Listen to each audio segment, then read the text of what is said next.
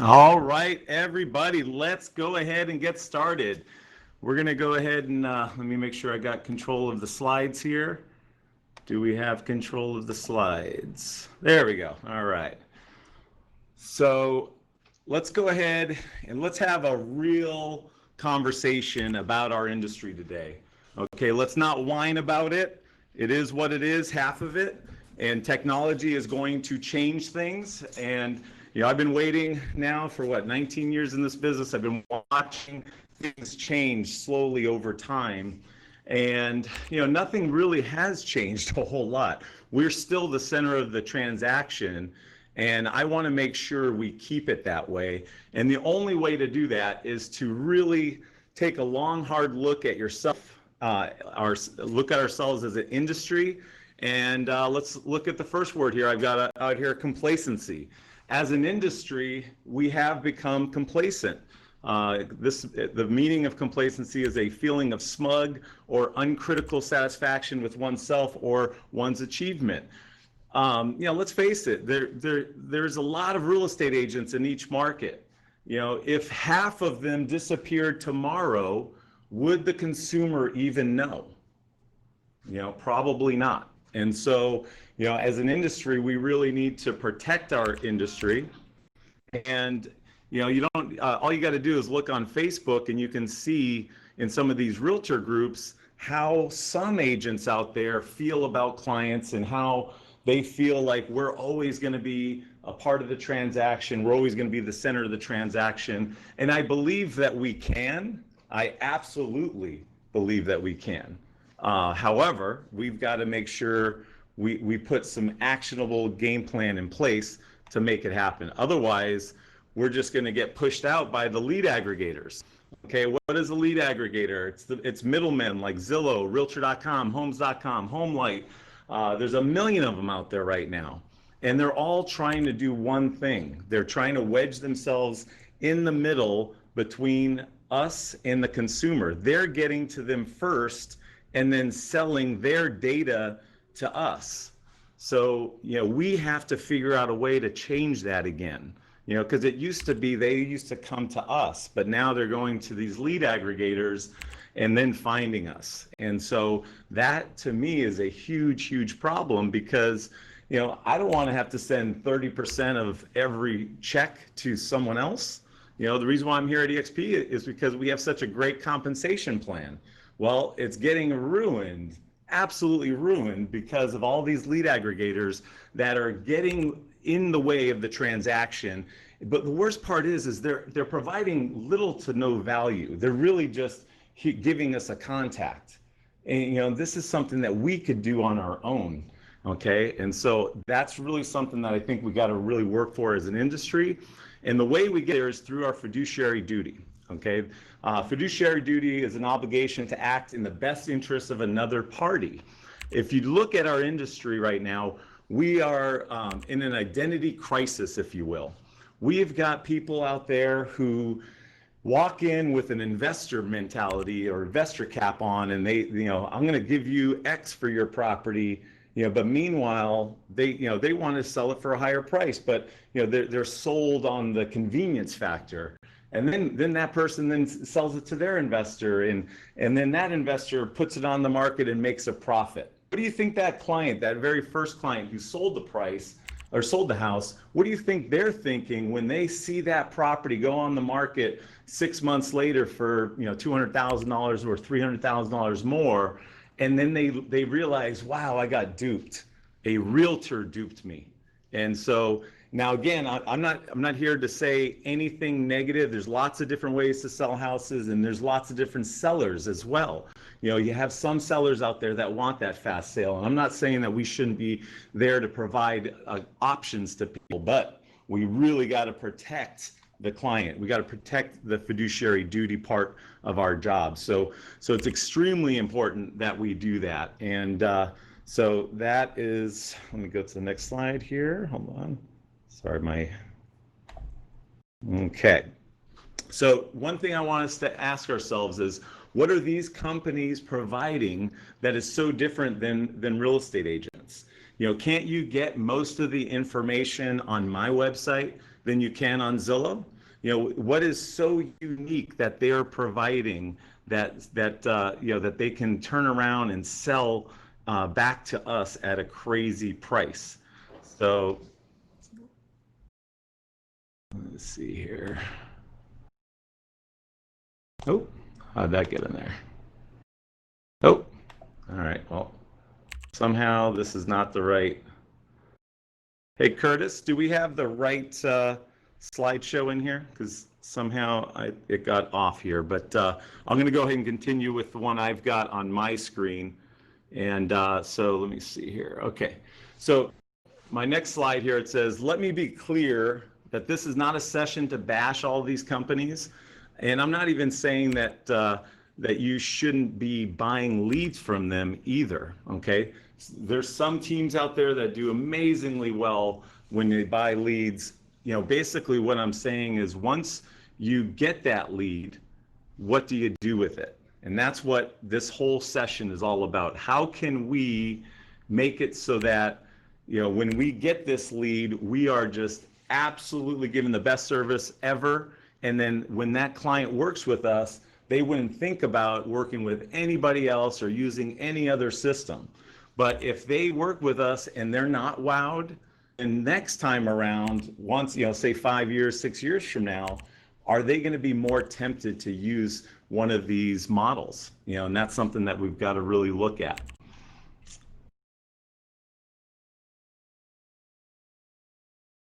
Sorry, this slideshow, for some reason, I'm not able to work this, Kirtus. So I'll if you advance want it, to, Bobby. You just keep rolling off your slides. okay, I've got them here on sounds my good. side, and I'll hit the next one. So we're Sounds right, good. Sounds right good. here, Thank right? you. Can we all agree? Yep. So can we all agree that we are in the biggest fight of our life is ahead of us right now in these next 5 years as these new models come in and try to tear down the traditional model of selling a home. You know, many of you may not know there's lots of lawsuits across the country that are trying to upheaval the whole process. They're trying to change, you know, how a buyer's agent is paid, for example. You know, who do you think's financing all this stuff? The major companies out there that are trying to get rid of real estate agents, I am sure have got to be the ones that are funding these types of lawsuits that are coming after the way that we do it. They want to make us all employees, and that's not something that I want. And so the only way to fix it is to basically, you know, change the industry, save the industry, and that's what the game plan that we're going to work on right now. So I'd like to introduce Bart Sloan. Are you in the house? If you can come up to the main stage. Stay Sebastian, if you're in the house, if you want to come to the main think I'm stage. sitting behind you on that. Okay, excellent, excellent. Can you hear me So okay? I'm going to go ahead and start off with introducing Bart Sloan to everybody here. So Bart is one of the best agents you'll ever meet in your life. He has sold thousands and thousands and thousands of homes between new construction and resale homes. Many in the Las Vegas market, but also in Albuquerque, New Mexico, and some other markets as well. This guy knows more in his right pinky than most agents you talk to in their whole brain. I'm telling you. So this is why I invited him to come up here so that as we're putting this list together today, that we can, you know, really have one of the best in the industries here. So go ahead and maybe introduce yourself for a couple minutes here, Bart, and you know, just kind of give people your background and how people can get a hold of you if they need anything in the Las Vegas market. Sure. Bart Sloan. I'm the team leader actually for Aaron Taylor, the real estate guy who is the biggest brand in Las Vegas. And one of the companies I worked for is D.R. Horton Homes. So I always tell people his brand is actually bigger than D.R. Horton in Las Vegas, which is pretty amazing considering they're the top in the nation. So my career since 1993 was working for builders for about the past 20 years, and then the other 5-6 years with Aaron. But I've worked with Pulte Homes and D.R. Horton, and as a vice president of sales and marketing or sales and marketing manager with different builders. Like you said earlier, I don't know about thousands and thousands of transactions, but somewhere around 10,000 transactions I've managed, especially during the number of years where I had to actually review every single contract. So all the good ones and all the bad ones, I've learned a lot. And I'm really excited to be with EXP and excited to share. And that's one of the things I love about this company is you get to share and you want to share with others. So thank you for having me here, Bobby. Appreciate the opportunity.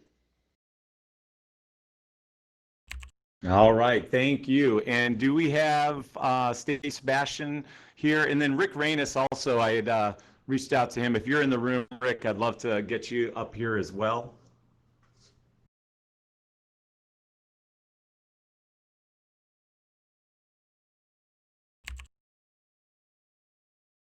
All right, so let's go ahead and move on. So the first section here that we're going to work on is, can I get the next slide, please? So basically what I've done is I've broken this down into 5 different pillars of the transaction. So can I get pillar 1, please? Let's see here. There it is. All right. So we're going to, first off, I want everyone's participation here. We're going to use the chat box. And what we're going to do, everybody's going to get a copy of this entire slideshow. And on the very last page of this slide deck, there is a Google Doc, and you guys are all going to get a copy of this Google Doc. And basically what we're going to do is use our entire company here to collaborate, and we're going to put together the most amazing systems and share everything that you're doing.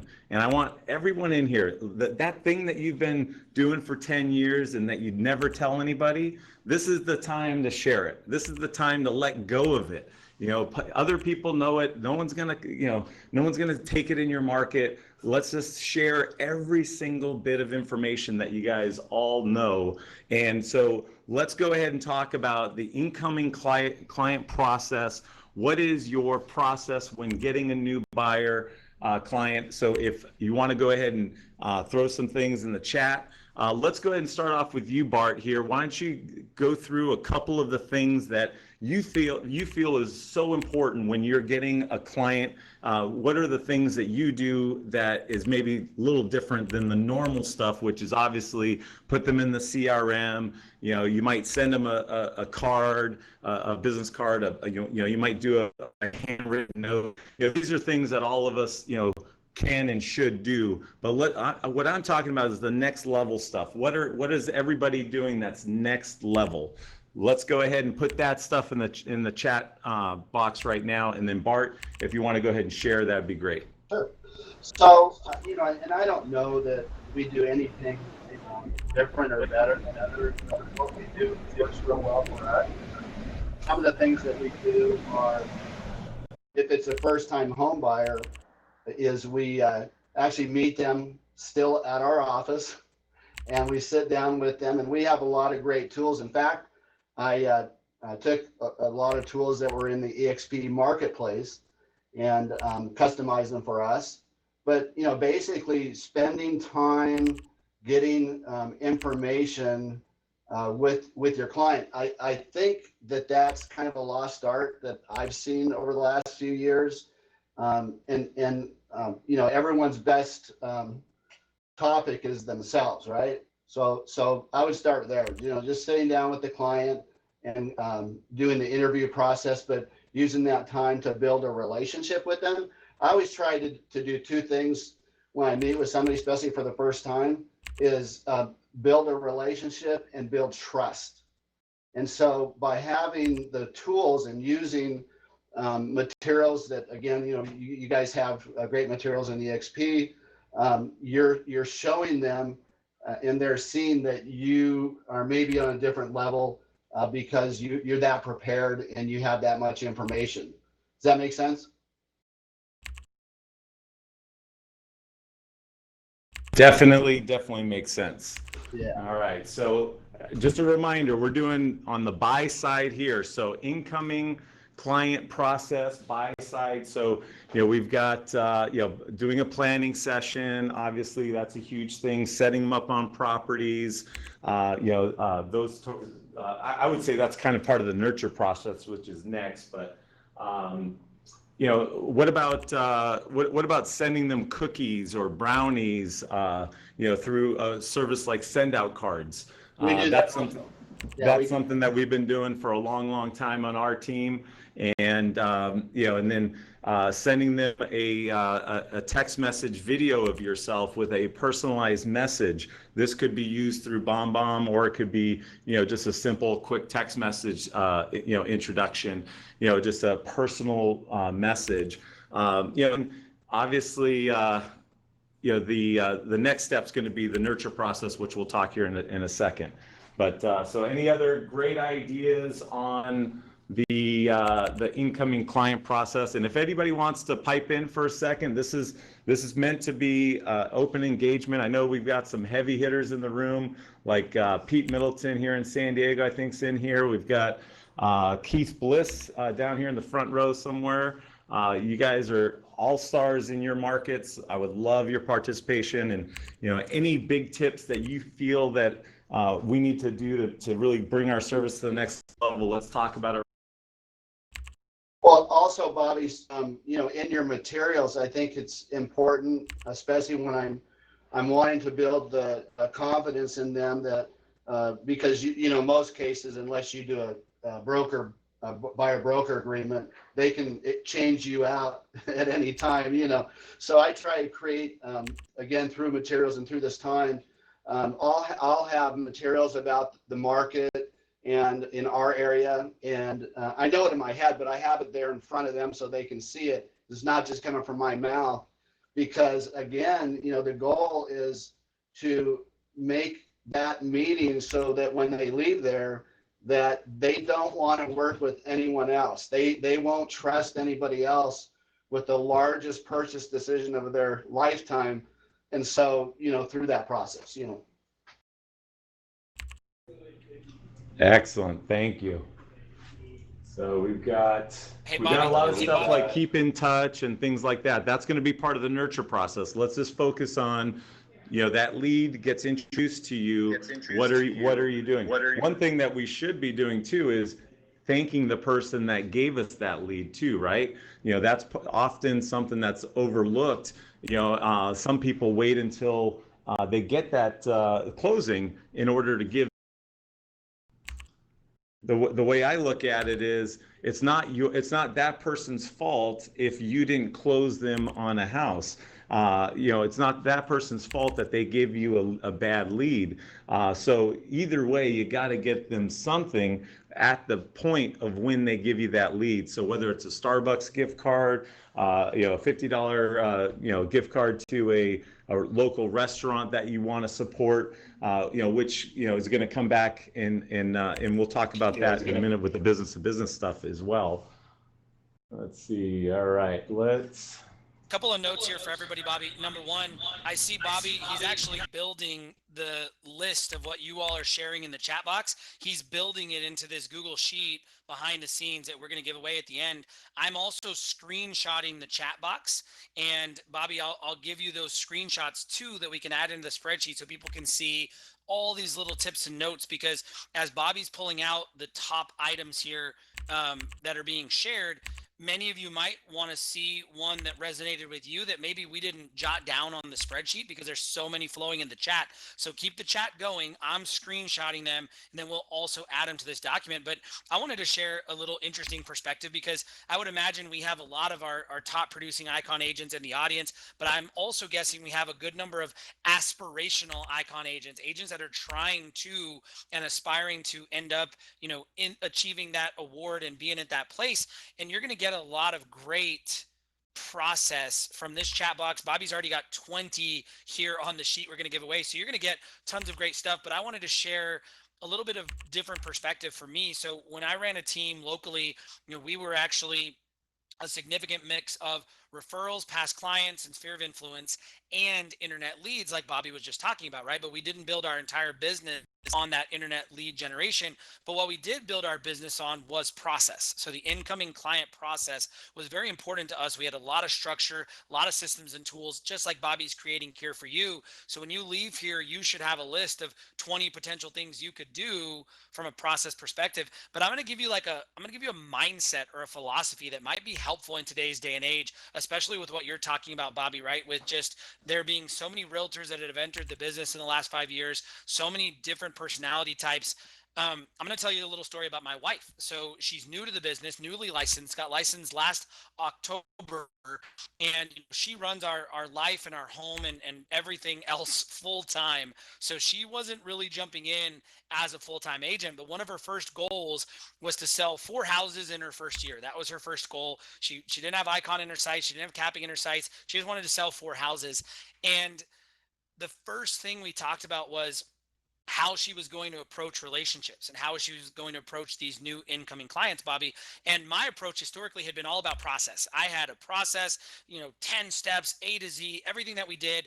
And that just didn't work for her. That didn't sync. It didn't jive. And so what we decided to focus on instead was we decided to focus on her and the feeling she wanted to give to new incoming clients, the feeling she wanted to give. And my wife is super loving, super personable, super charming and funny, but we also have 4 and 5-year-old daughters. We have a 12-year-old son, right? Our life, like most people, is just a whirlwind. If they're living at the same stage of life we are. So what she decided was she was just going to focus on letting people know her and get to know her. She was going to focus on allowing people to meet real Megan Dixon. And so just that approach, just that philosophy, now she actually closed so far, her first year is just being rolled here in a few days. She's closed her first 6 with like 3 more pending. So she almost doubled her goal just by focusing on being herself and delivering that loving experience and letting people get to know her. So back to your point and all these things about the process, right? You can do all these things, but if you don't set up the relationship for them to be in a relationship with you, then all the rest of the pillars aren't going to matter, right? So take all the process and make sure you're injecting 100% of yourself into this process, everybody.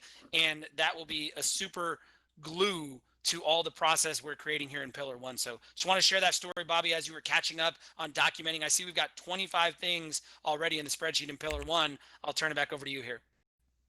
That was a great story, and thank you for that. And as I'm reading through some of these comments, Spike Steinoff, great comment about where is it? Listening with 2 ears. In that first conversation, asking the right questions and having a process, for that first conversation. So maybe we add something in here with having a very good intake form to ask your first questions. That is something that we've used in our business for 10 plus years. That way it's a very systemized approach to finding out the information. And one thing that we teach everybody on our team is really just focusing on just a few things. What is their motivation? How are they finding properties? And who's going to do their loan? Do they love their lender? We got to get the loan. And so in that first conversation, we're really trying to find out those 3 things. And then probably the 4th thing is time frame.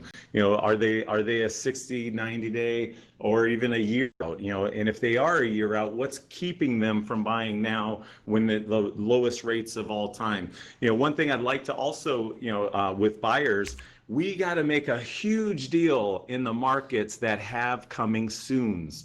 Okay, this is something that has been designed to help realtors, but it hasn't been fully adopted yet in most markets.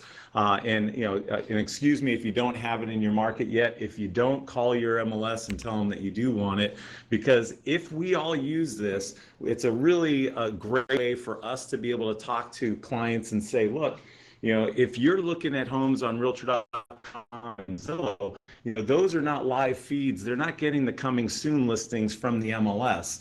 And those are going to give you, an idea of what's coming out in the next week or 2. And so wouldn't it be nice to be able to drive by the property? And wouldn't it be nice for me to be able to start building a relationship with that agent prior to it even hitting the actives yet. And I'm not saying to go show it, there are rules in place. We all want to follow the rules, but if I have 3 or 4 days head start over the general public, I got news for you. That thing's going in escrow, and it's going in escrow with my buyer. I'm going to make sure of it. And so this is something that we've got to embrace as an industry. It's designed to help us.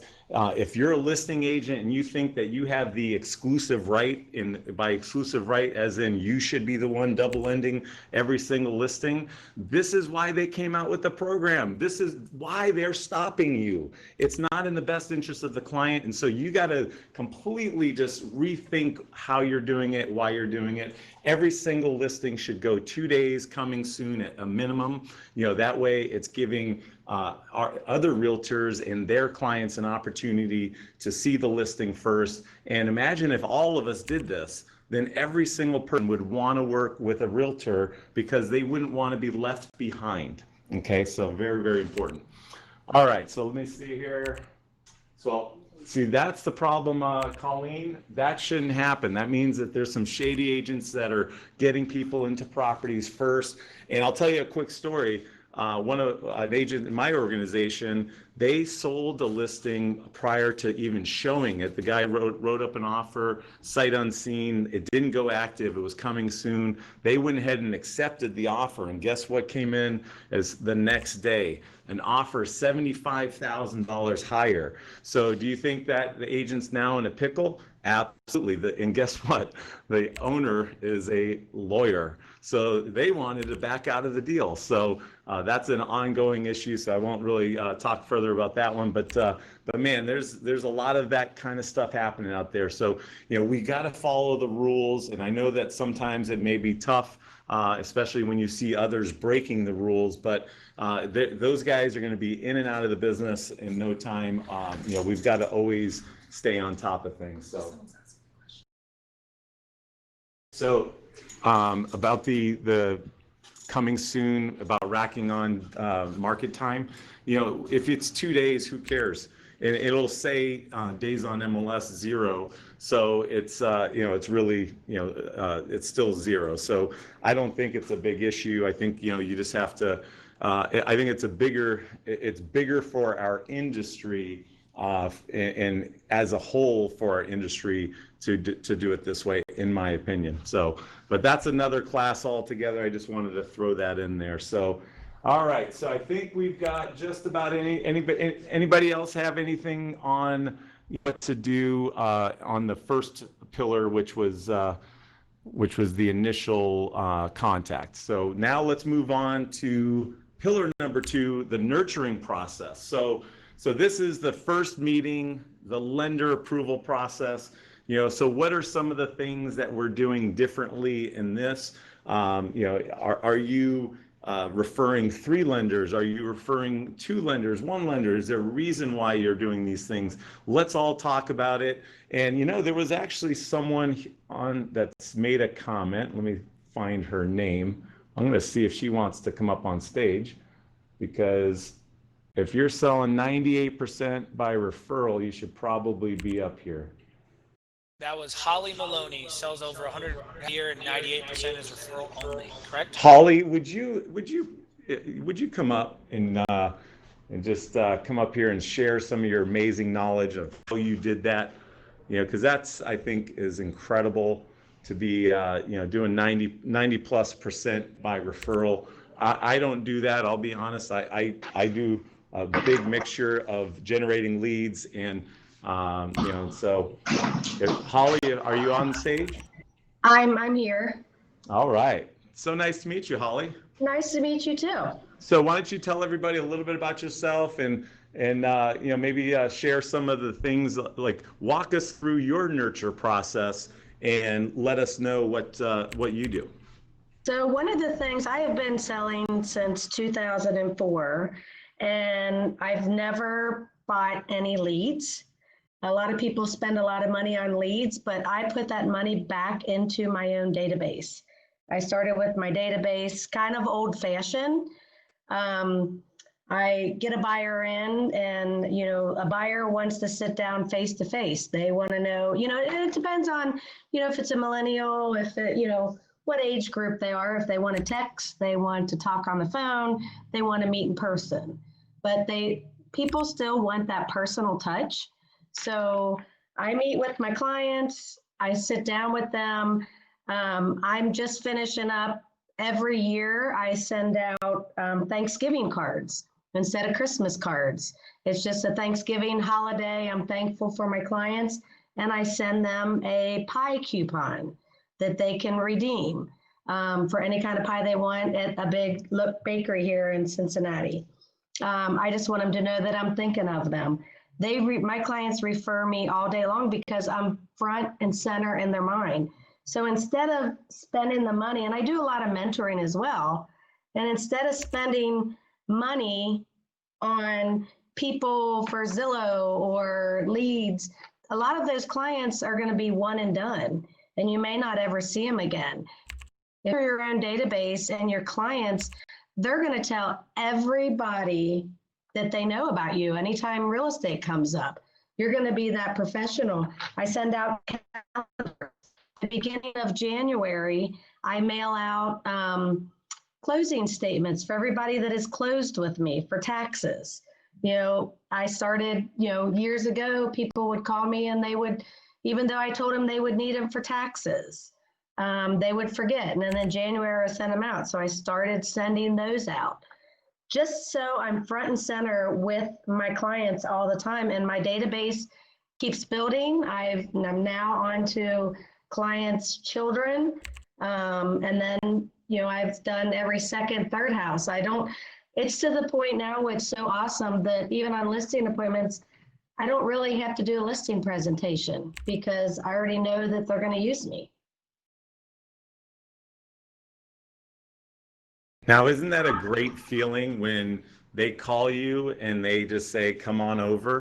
That's what we're talking about, ladies and gentlemen. That's the kind of business every single person in this room should want to build. And whether you're getting a lot of online leads right now, that's fine. If you want to go after online leads, then do so. If you want to pay for them, then do so. But just understand that how you treat that client is everything. And it's just like she just said, you may never do business with these people again. However, I disagree. I think you absolutely can, because it's about, having that at bat where you get in there and you get to show people why people work with you. And so we should look at these websites and all these, lead aggregators as really just people that we're getting introduced to one time, and that person's going to be changed into someone that's going to work with us for life. And you have to have in that initial consultation, that planning session, and this is something that I'm very passionate about. Every single, client that we work with, we always do a planning session. Whether it's on the phone, whether it's on a Zoom call, or it's face-to-face, and it's definitely the best if it's face-to-face. You got to go through all of the things that could happen during a transaction. For example, one of them is they may find the house without you, and that's okay. That's just one component. And this is really what this class is all about, is we need to change our mindset. We're not just selling houses, we're helping people move. We have to be moving concierge. Okay, we have to be really helpful with the entire process. We have to have preset discounts with every single vendor that we use. They have to, perform at the highest level possible to make us look good. You have to build these teams out. Business to business relationships are absolutely critical to our success. And again, that's how we cement ourselves in the transaction, because if you have a team of, say, 15 different contractors that help you get properties ready for sale, and of all those people, you're the guy that they are referring business to, you're going to get deals from them, they're going to get deals from you. You've got to have these kinds of conversations. And I know Bart, you're still on here on stage. Share with us some of the things from a business to business relationship that you've done over the years with some of your your vendors. I know that you and Aaron do this better than just about anybody that I've ever seen. So maybe share a couple things on with that. Sure. Well, so as you know, we have a radio show with one of our mortgage sponsors, And Aaron has a philosophy, which I think is a great philosophy, is we do business with all people who do business with us. So people that refer us business, those are people we do business back. And we have a loyalty that goes back over 20 years with a lot of our vendors, you know. And so I think picking the vendors, of course, that are going to perform and have the same philosophies and mindset as we do, which is basically doing the right thing and offering whatever it takes to get the service level that the client expects. But in addition to that, again, you know, because there's a lot of companies, whether it's the title company, the lenders, et cetera, that have the services and the experience and so forth. But I think it's important to grow your business to think of it in terms of them being a referral source too. But if they're not giving back to you, then we probably wouldn't keep them. But we found, you know, we have three or four lenders. Of course, we work with one title company, but that title company alone over the years, between their staff and their families and their referrals, I'm sure, I'm not exaggerating by saying probably 30 to 40 transactions Aaron's got from our title company over the last number of years, you know, and it's probably more than that. So that would be one thing. But the other thing too is I think it's super important that you have the mindset that whatever you say you're going to do, you need to do it. And sometimes, you know, there's even a cost to that. I think it's super important when you're building relationships, which was what we should all be doing, is look at each client. I think I put in the notes in the chat, and I don't know who they are, but they say that each client is a potential of 5 transactions over their lifetime with you if you keep in touch with them. So a lot of, I'd say most agents I know don't have that mindset. They look at the deal in front of them and making that deal, and then the client goes by the wayside. I think that's a critical mistake. Hey, Bart, why don't you share just a basic script with us that you use during the nurturing process for a buyer? You haven't talked to them for a while. What's one of the first things you say when you give them a quick call? Well, one of the first things we say is like, say, Bobby, it's Bart's phone. We haven't talked in a while. And as you know, Bobby, you know me, and my business is first and personal second. I'll just get right to the point. If you were to buy or sell a home, or you had a friend or family member that was, am I still your guy, Bobby, that you're going to refer business to or buy property with? But Bart, that's such a tough question to ask. I mean, you might get an answer that you don't like there. You sure you want to ask that question? Yeah, I'm being sarcastic, just so you guys know. Yeah. So I'd rather know if someone's still my guy or if I'm still their person. So asking that question is critical. But unfortunately, in my experience of training many agents over the years, that's a question that people just are afraid to ask. So I want you to just say it one more time for everybody, so that everybody can hear this loud and clear. So Bobby, it's been a while since we talked. I hope you're doing well. You know me, and you know the first thing I'm going to do with you, Bobby, is ask a business question first, and then ask you about what's going on in your life. So if you were to buy or sell a home, Bobby, or you had a friend or family member that was, am I still the agent that you would refer business to? I hope you're going to say yes.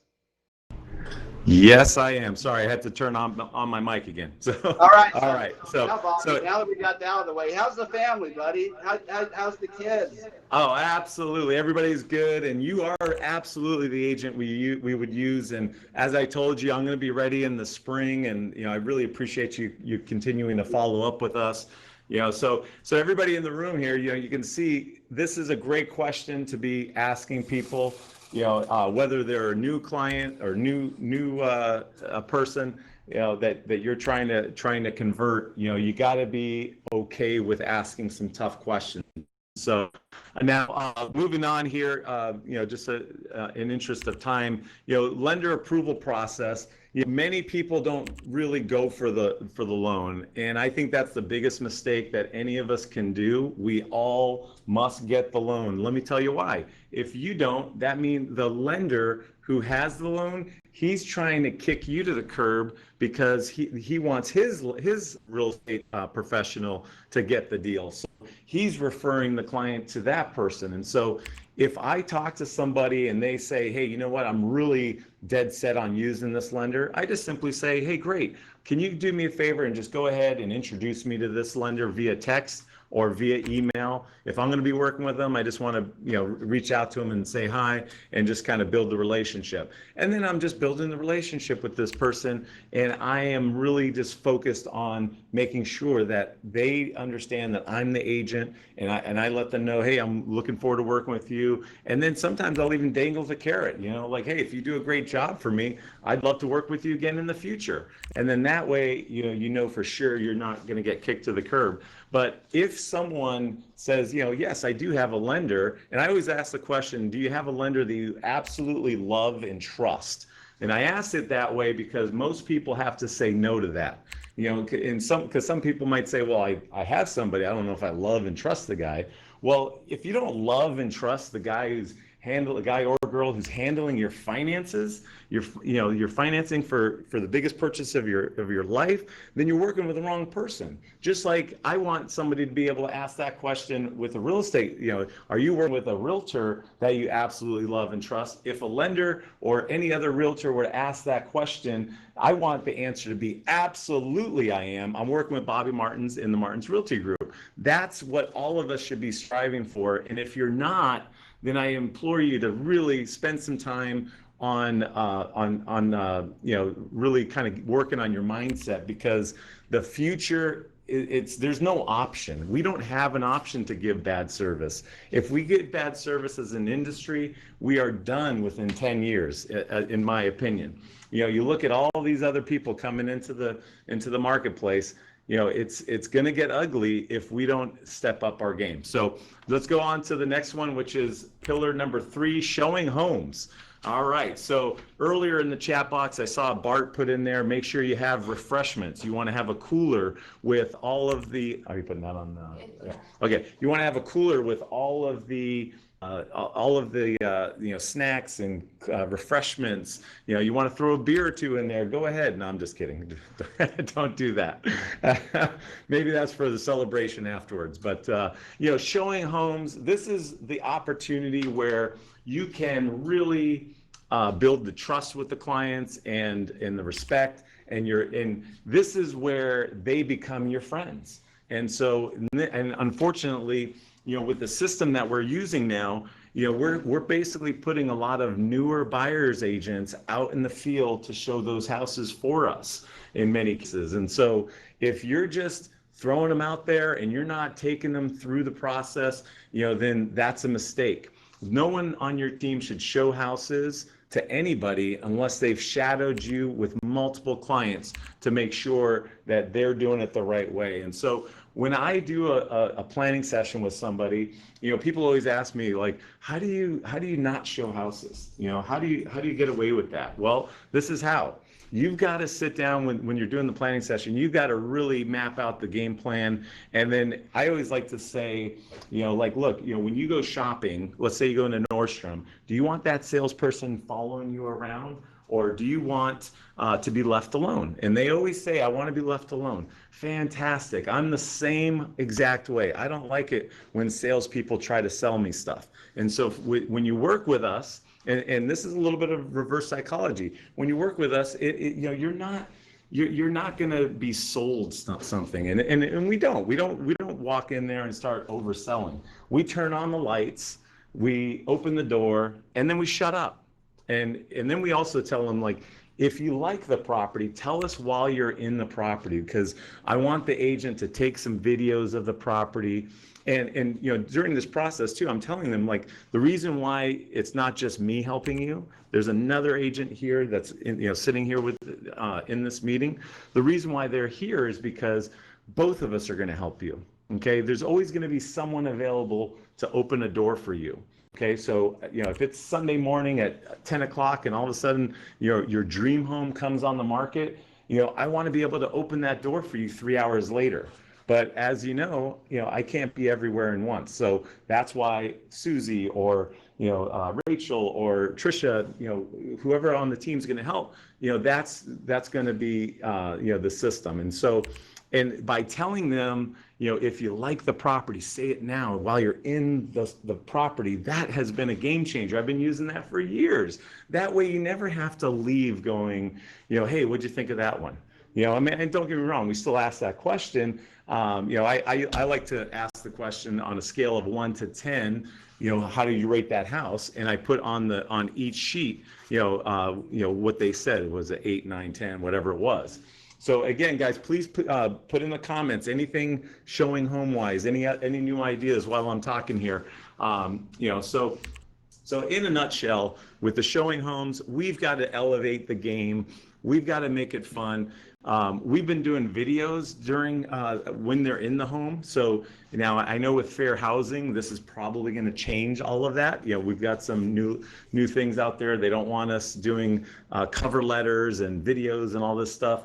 The way I'm going to do it, and just so you guys know, I'm still doing them. I'm going to do it where it's just me talking about the strength of the offer. I think that's the way around it, to where you can still send something powerful. You can still, express all of the things of why your client wants to buy this property, but just make it about facts. Don't make it about, oh, they've got 2 kids that go to the school and all this kind of stuff. Because of fair housing, we can't do that anymore. So we got to just really be careful. So let's move on to the next one. Any other ideas for showing homes? One thing, I brought gifts. You should always on that very first showing, bring them some kind of gift, whether it be a water bottle, a coffee mug, brand, and I'm talking about branded stuff here, guys. Stuff that they're going to remember you by, and these are the little things. I want you guys to think back about when Uber first came out.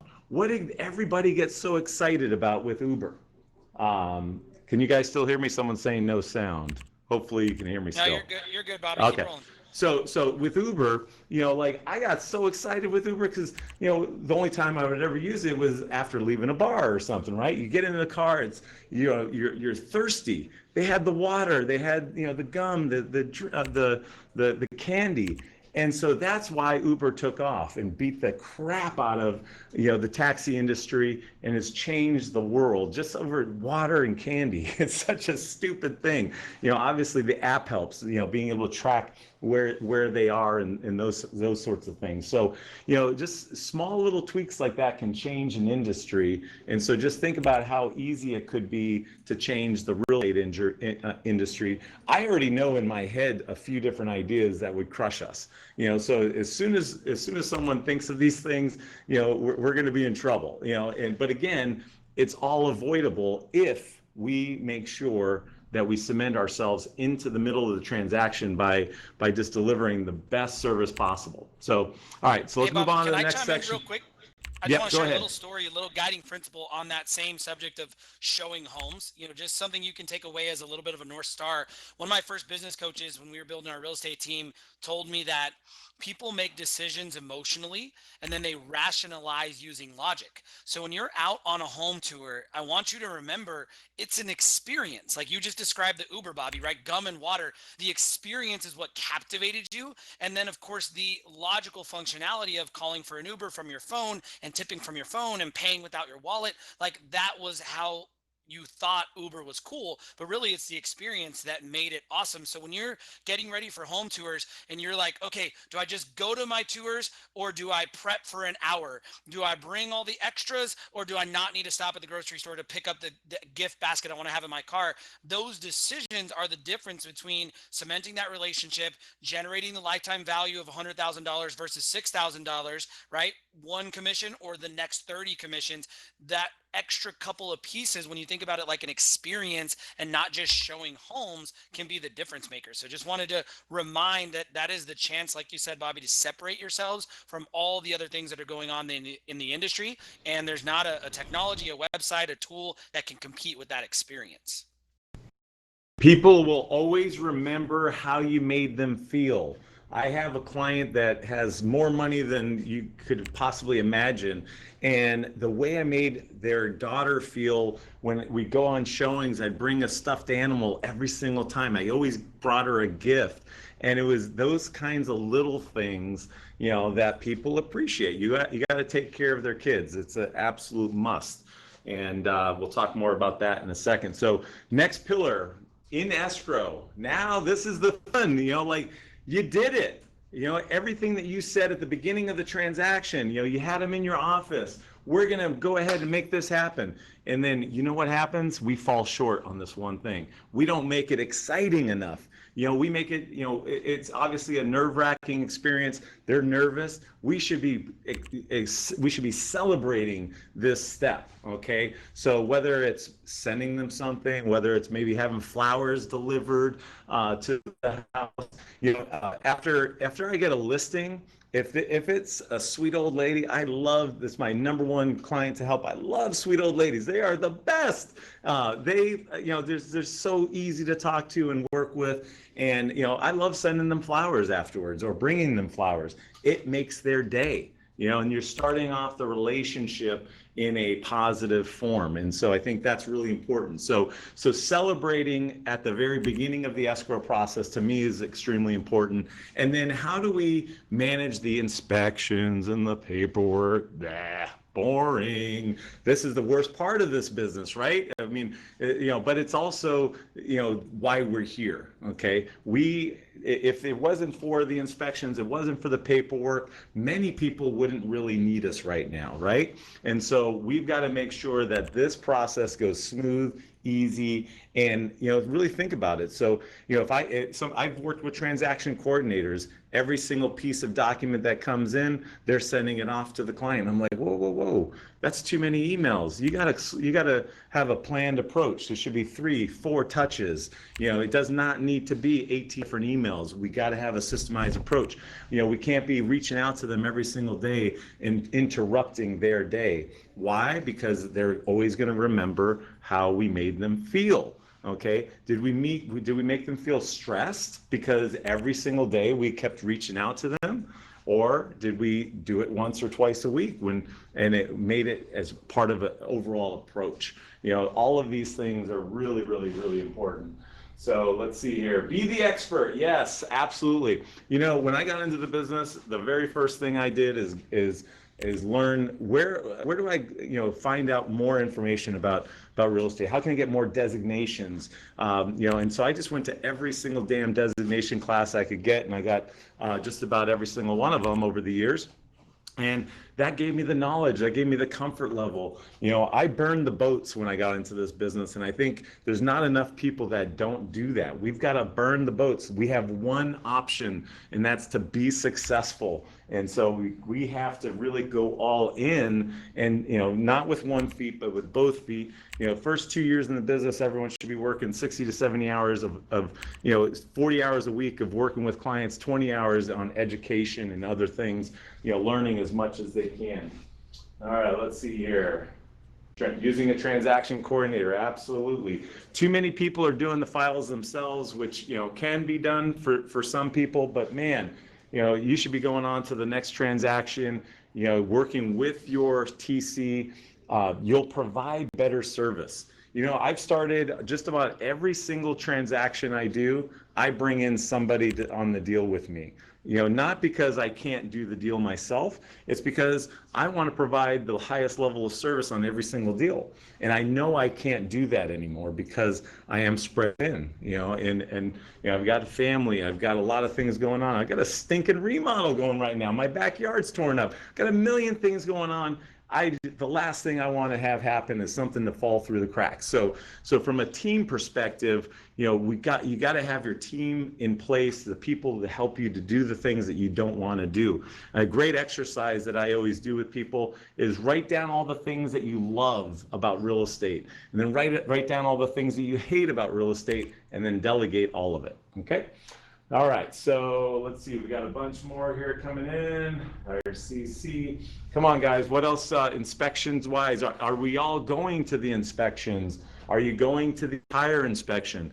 One of the things that we do is we have the inspector start at a certain time, and then we tell our client to come in or come to the appointment about an hour and a half in, and that's when we come. And so that way we're there for the last maybe say 45 minutes or so. I do think every single agent should be there with that with the client.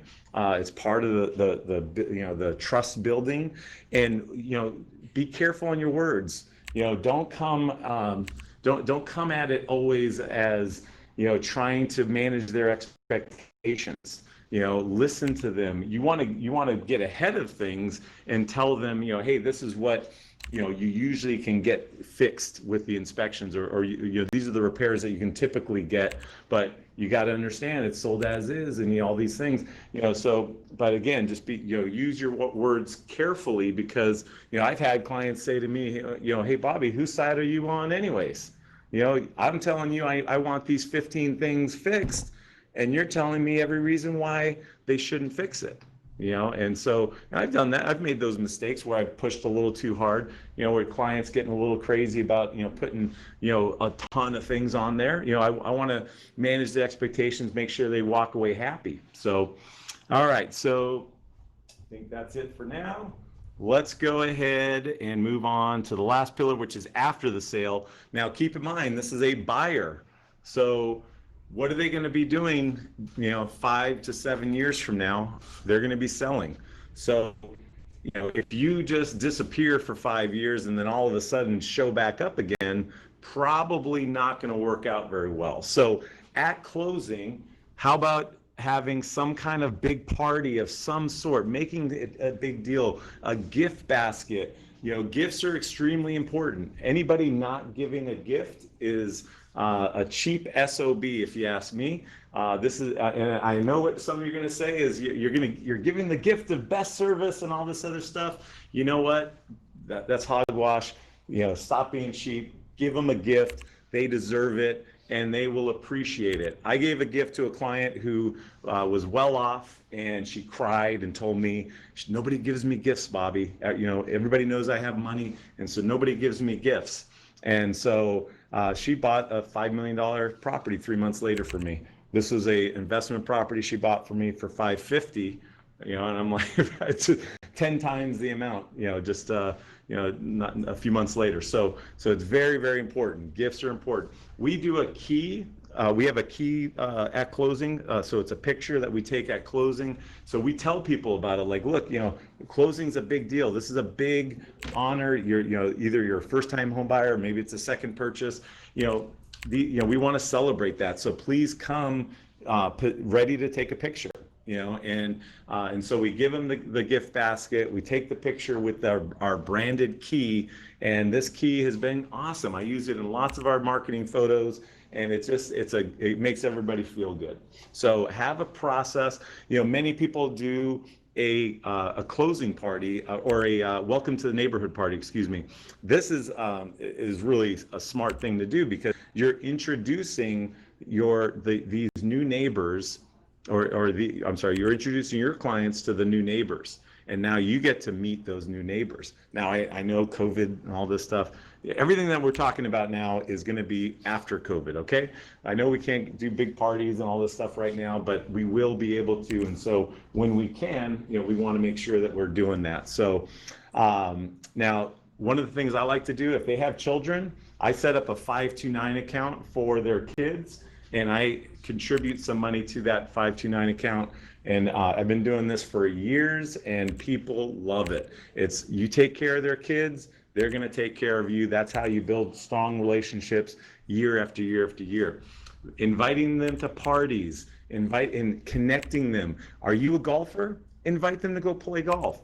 Staying in touch with them, not just, hey, I want your business, but come to these events, come meet some of my other clients. These are all important things. If you're not doing these things yet because you don't have the money, start off small. Take your 10 best clients out to lunch or out to dinner, and they will appreciate it, and you'll get referrals. And then be a connector, connect your people. That's also very, very important. All right, so let's see here. We got Create a Facebook group for past clients. I love that idea. Are the gifts branded? Yes, every single gift except for the champagne has my logo on it, which I should probably get the champagne to have my logo on it too. Let's see. All right, so anybody using any after sale programs that automatically send things out for you? Feel free to pipe in, raise your hand, punch it into the chat box. I think that's an important thing, something that will automatically send out, a card on, like their 1-year anniversary, for example, of buying the home, things like that. Anybody?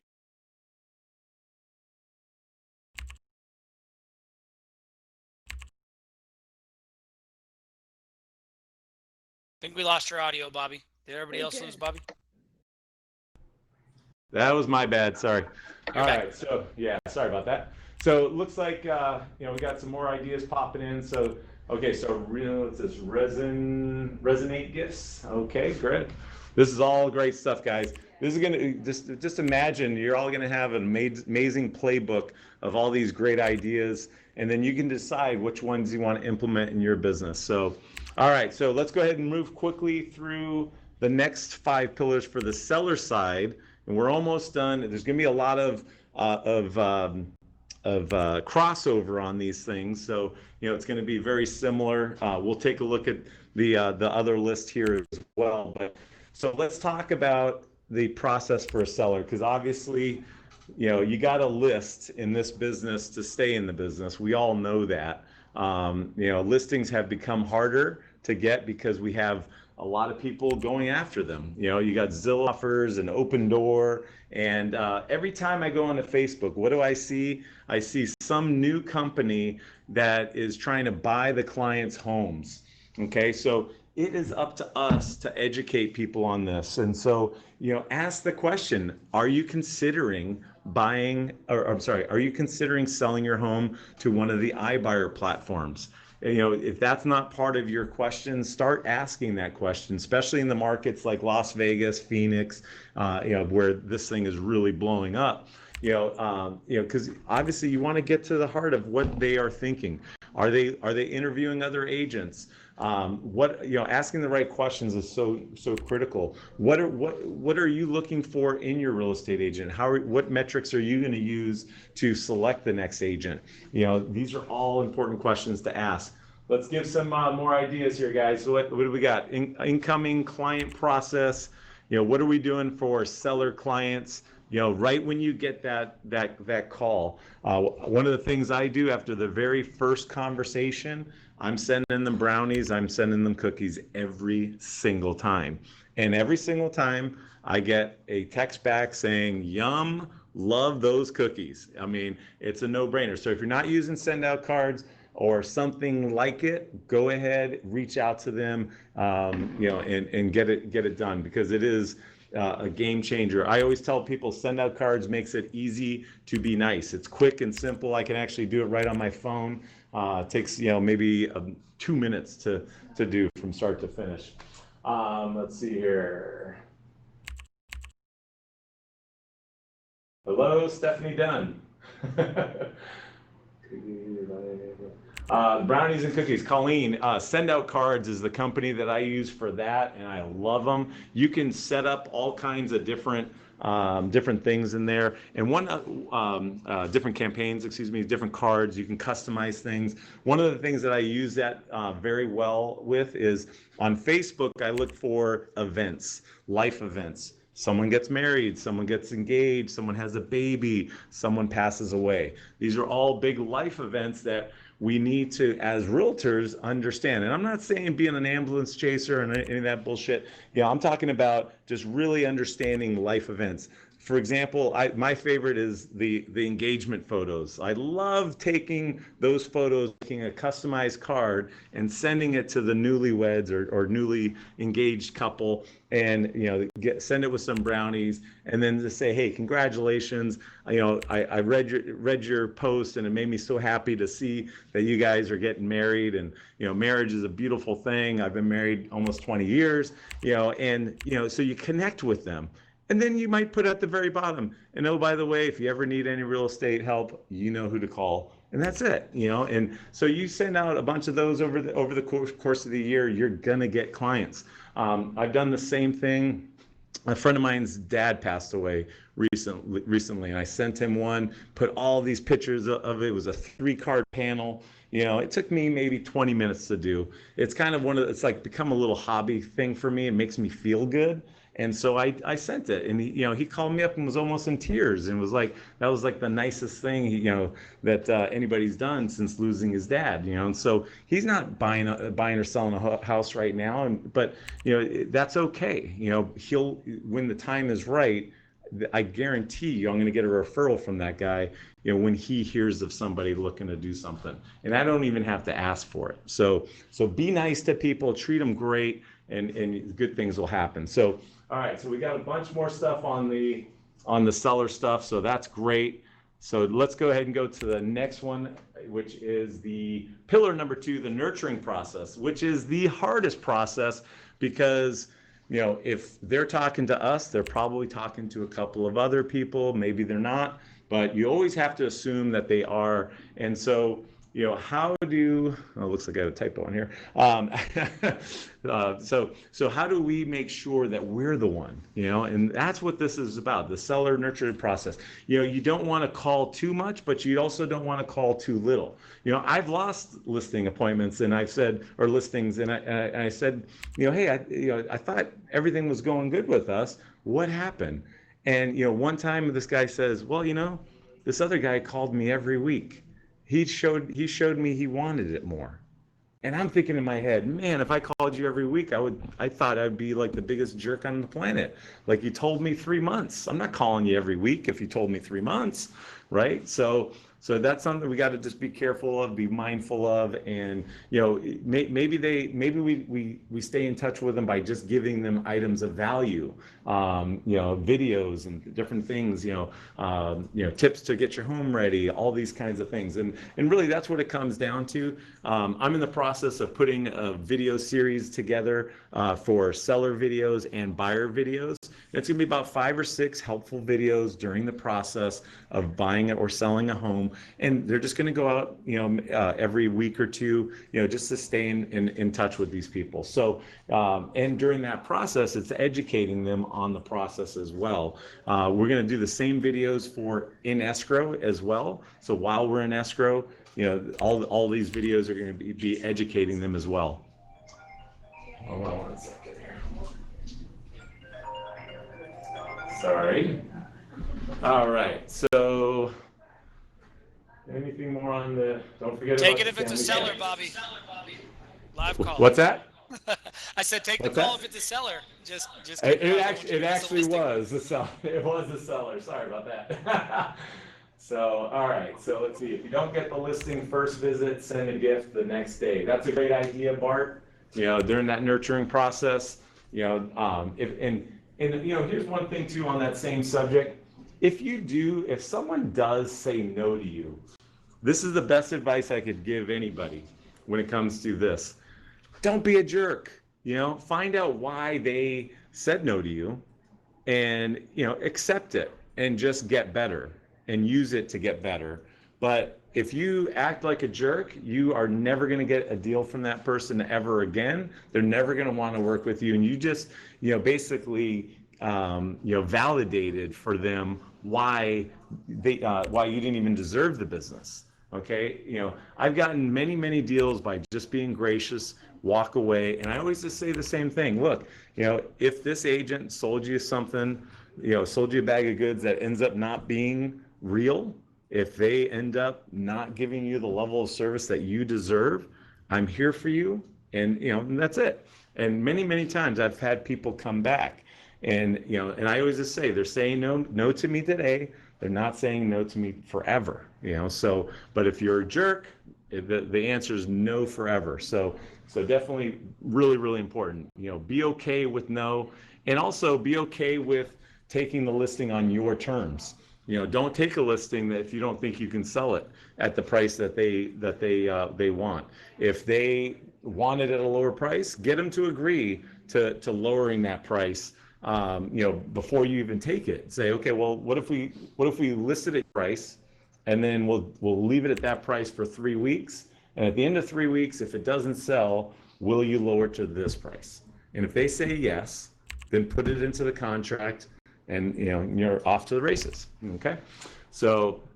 All right, so I think we got enough for the seller nurturing process. Next one, we've got the first meeting at a listing. Okay, so Bart, I'm going to put this one back on you, buddy. I know that you and Aaron probably do this better than anybody. I know Aaron gained about 25 pounds because his motto for a while was bring a pie to every listing appointment. And this is Aaron and Bart. They do close to 30 transactions a month.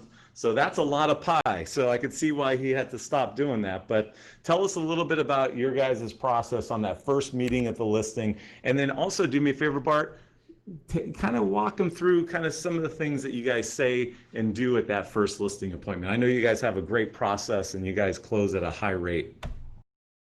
Sure. So on the, well, by the way, we still do give the pies. Just want to clarify that. Always.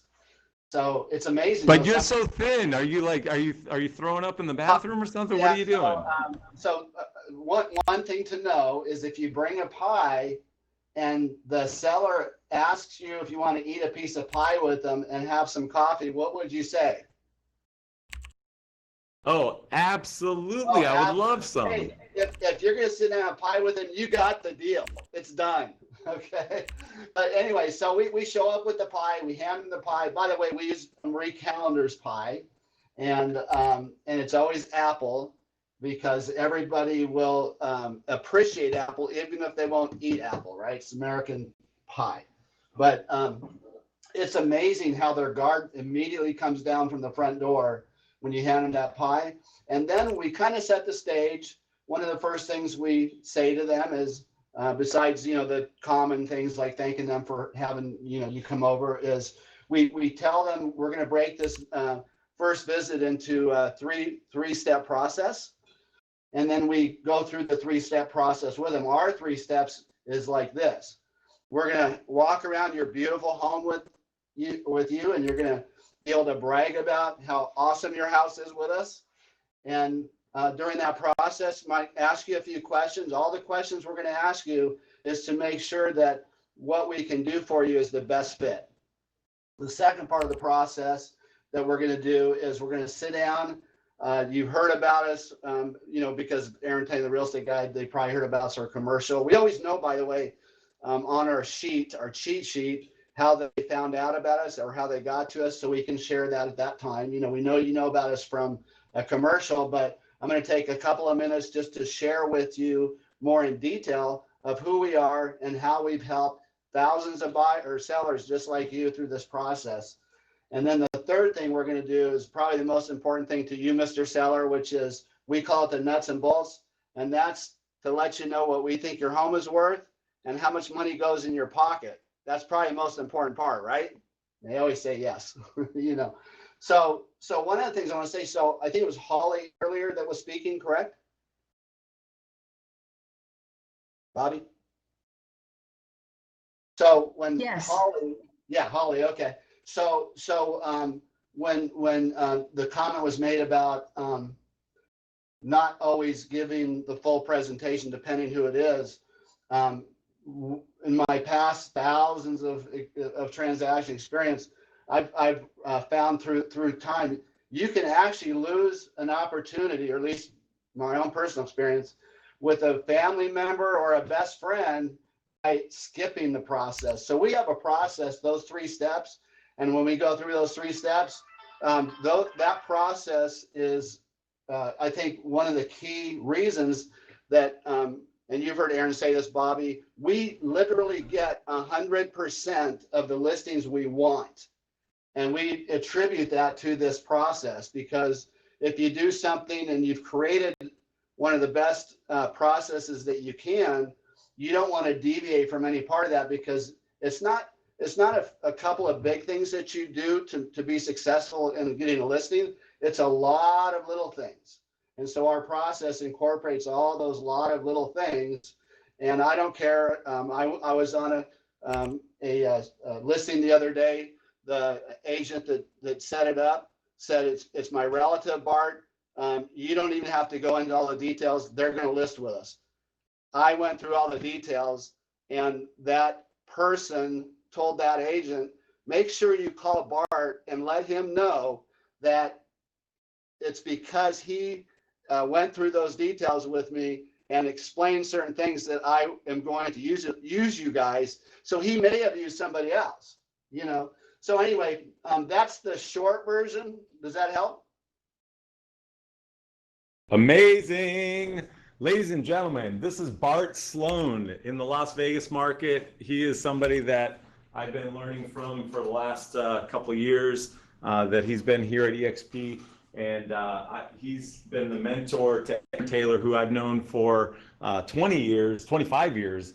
And I've kind of modeled myself after this guy, you know, in a big way. I watched him get into real estate, and so it's an honor to have Bart on the stage with us today. That was excellent stuff. So I really appreciate it. So what else can we do at what are we offering at the listing meetings? You know, someone put in here free staging or free staging consultation. Are we giving out free staging with the packages? You know, we got to look at our system here. And Bart, I know you guys come in with a lot of services. You'll buy the house. You'll give them money to fix up the house on your dime with no interest. I've even heard stories of Aaron, where he was with a little old lady and she wanted to sell the house to him, and because she had to go to she wanted to go to a family reunion, she didn't have the money. Instead of Aaron's, saying, you know what, let me go ahead and buy your house and rip you off at a lower price, right? Because obviously I shouldn't say rip you off. There's a service there, but instead of doing that, I'm just going to give you the money to go on your trip, and you just pay me back at closing. That gave the woman what she wanted. And so I think at some point, we got to look at. What is our client needs? Why do they want to sell it to a Zillow or Open Door? What's their purpose? Why, so can we help with that? I've set aside quite a bit of money to help with that in 2021. So that's part of my business plan now. I'm going to be going into listings, and if they need carpet and paint, then I'm going to pay for it, and they can pay me back later, if they don't have the money. There's going to be and I want you to think about this. All these people with, dealing with COVID losses, who have lost their job, and, it's going to be hard for them to tell us they don't have the money to do these things. Okay. And so those people are going to feel like maybe I should go to Zillow. Maybe I should go to Open Door, just make it easy. But again, they're not going to make what they should make. And so we have to look outside the box, and that's why we're doing this here today. So let's keep going. What else at that first meeting, can we do? I'm not placing a lien on the property, only if I had to, Colleen. Aaron's been doing this for years, and I think he's been only burned once off of it, in a small amount. So I think there's definitely ways to do this, but you shouldn't have to put a lien on the property, especially if you're pricing it right and in the market's hot like it is.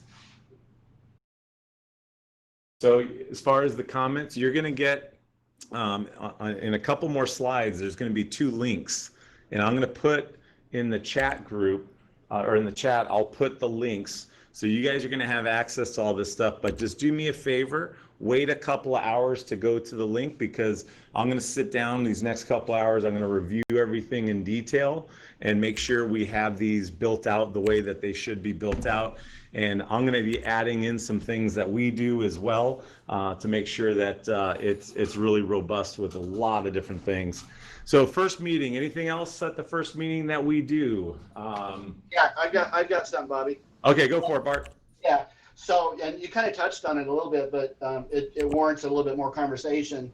And that is, so in that first step, when we walk the home with them, we call that the dance. And that's really so we can talk to them about the reasons why they're selling, get to the heart of the matter with them of why they're selling their property.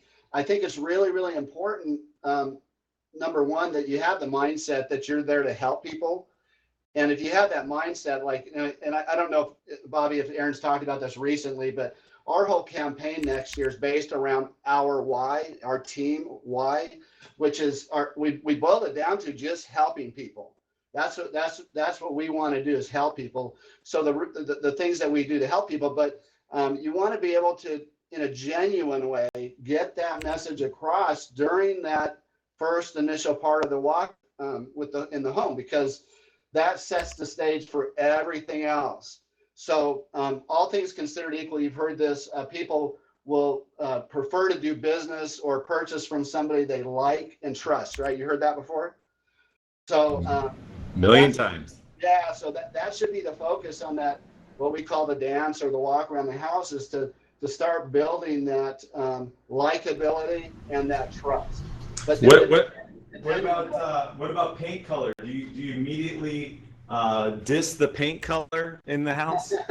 It's beautiful. I love your daughter's pink room. How awesome! Right. Is that? I heard a legend speak last week, and he was saying, you never say a damn word until the listing agreement's signed, and then you might pull them aside and say, I really love this color. However, since it's not neutral, some people might not like it, and so would you be open to it? Open to changing it? Yeah. By the way, on that note, that's a good thing to bring up, because by the time you get done with the paperwork, they already, at least in our case, have a high amount of trust, a high amount of confidence, and a high amount of likability.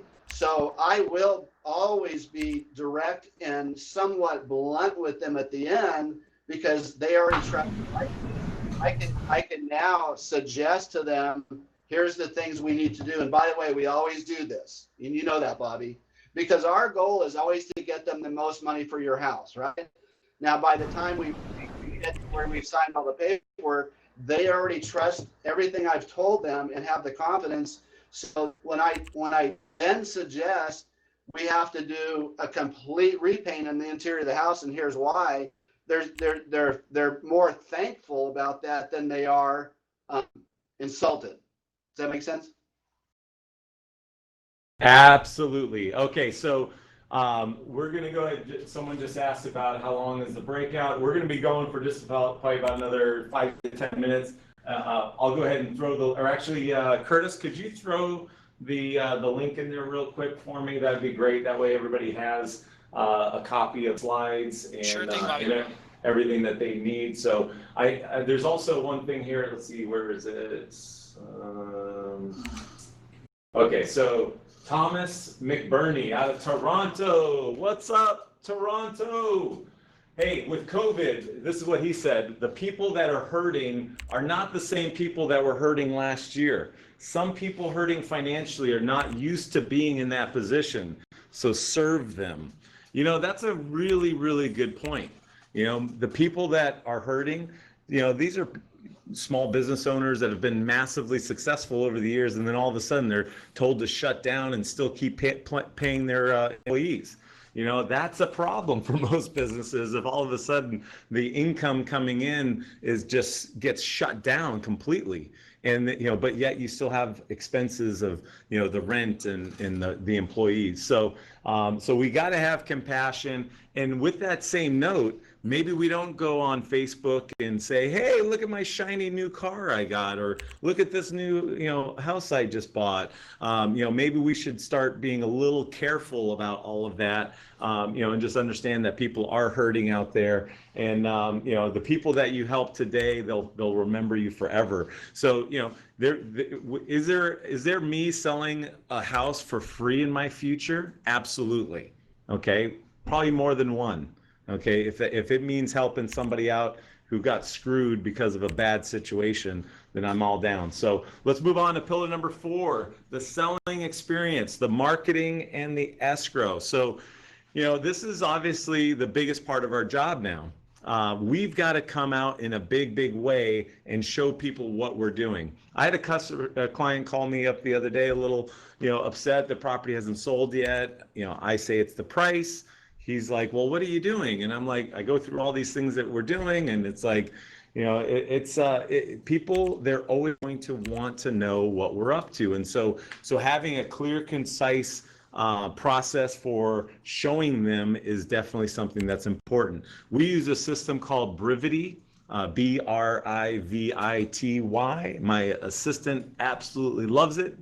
Like literally will not use anything but it. so I think it's a really, really good system. It tells people exactly what's going on, shows them, what we're doing. And that's one thing that's lacking in our business. We've got to show people what we're doing. Otherwise, they don't know it. If you door knock, looking for a listing or looking, a listing for a buyer or something, show them what you're doing. Take a picture in front of the neighborhood. Do whatever you got to do. But so let's talk about marketing. What are some of the things that all of us are doing? Obviously, 3D tours are big. Zillow has the Zillow 3D tour, which if you're not doing a Zillow 3D tour, your listing is not getting to 100% complete. If you don't know what 100% complete means on Zillow, then you need to go into your back office system and look at each listing and see where you are at, because it'll tell you, like, is it complete or not? If it's not complete, you're not getting to the top of the search results, and you're not getting the amount of views. And that's another degree of separation, right? So I always show sellers, when I hit the market, I take a picture of it and I show them, look, we're in #1 position. We have more views than anybody. We were able to do this because I got you I got you to 100% completion. So these are the little things that we have to do on the back end. And let's see here, what else? Keep popping in here, guys. Give me some more ideas. Video. Yes, doing a full video is important, but spending 10 grand when you're making 20 grand on a listing is stupid. Don't do it. Why are we doing this? Don't spend all your money on shiny objects. You don't need to. You can definitely spend, $1,000 and make a great video. You don't need to spend 10,000. And and for those of you out there who are doing that, you know who you are. Let's see here. To selling experience, marketing, and escrow. We got zip flyers. Come on, guys, keep coming. Running Facebook ads. Facebook ads have been very, very great. We've been doing them on all of our listings and getting tons and tons of leads on them. So that's a good one. What else we got, guys? Anybody? Anything else?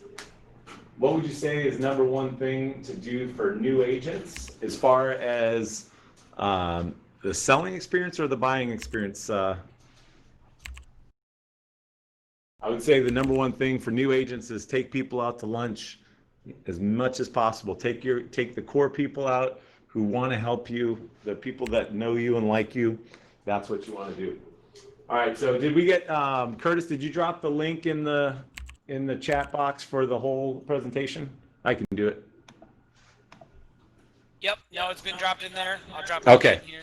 So we're on to the last one, the after sale, and this is going to be a lot of the same stuff from the buyer side.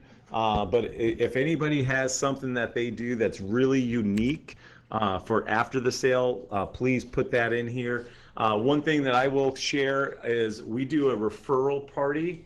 It's a client appreciation party, actually, and we do this every year, and we do a drawing for I give away $2,500 worth of gift certificates, and we get one of these big giant checks, and we make a big deal about it. I get to be Ed McMahon for a day, and when we to get into the drawing, you have to buy or sell a home or refer somebody who does. And so that's a way for your clients to get your referrals. You got to create some systems in your after sale process to get those referrals. Ask for the reviews is definitely something that you got to be getting on every single client. During your planning session, you should be telling people, I'm going to be asking you for reviews. And so it's, make sure that all of that is out there, make sure they understand that. And then when you do a great job for them, feel free to put some of the highlights of how you did for them. I'm not going to say write it out for them, but maybe put in, like, hey, I sold or he sold my house for 103% of asking price, and along with any other facts, and send it to him and just ask him to tweak it and send him the links of each review site. Sellers are going to be future buyers, aren't they? So now we got to set them up on a buyer campaign. Obviously we've probably already had the conversation with them. What are we doing with the money and things like that? So you definitely want to get that next transaction. My main niche is working with move up and move down buyers here in San Diego. If anybody has any referrals for the San Diego market, I would love to help you guys. Thank you guys so much. This concludes our class, our workshop, and I want to thank everybody who participated today. And Kirtus Dixon, you are the man. Thank you for giving me the floor and giving me the space to share something that's truly, truly passionate to me. This is our lifeline, guys. This is the lifeline of our business is customers. If they don't stay with us, we lose them forever. And so it comes down to right now, over these next 5 years, we've got to cement ourselves in the transaction. Let's raise the bar. Let's make sure we always have a job. Thank you so much. Thank you, Bobby. That was phenomenal. Great session. So much value, such an impact. Just a reminder to everybody, what Bobby has been referencing here that his team is finalizing is if you click on that link, it's going to open up a Google slideshow. And the last slide, number 20, is where you'll find the links to the spreadsheets that have all the process ideas that you all created here today. Bobby, what an awesome workshop, man. I knew you had a great idea when you threw it out there. It was phenomenally executed. Thank you to you and your team. Thank you to our special guests and agent audiences who just jumped up here. Thank you, Bart. It was awesome. Great contribution. Again, congratulations, Icons. Thank you, Venny. There's a survey in the chat box there, everybody, if you want to complete that survey about today's session. This was great. We'll see you at the Expo Hall, the community meetups, and tomorrow, day number 5, the final day of EXPCon 2020. Another amazing keynote speaker, another 3 hours of breakout sessions to close out EXPCon 2020. Glad you loved it, everybody. Bobby, thanks again, man. This was fantastic. Pleasure to be a part of it. It's my pleasure, and I'm happy to stay around for a few minutes if anybody wants to ask any questions. I'm here to help in any way possible. And in 2021, we've got to just raise the bar on transaction counts. If you want to attract agents to this company, it's all about transactions. The more business we do, the more agents we attract. Let's raise the bar. Easy formula. We'll see y'all tomorrow. Thanks, Bobby.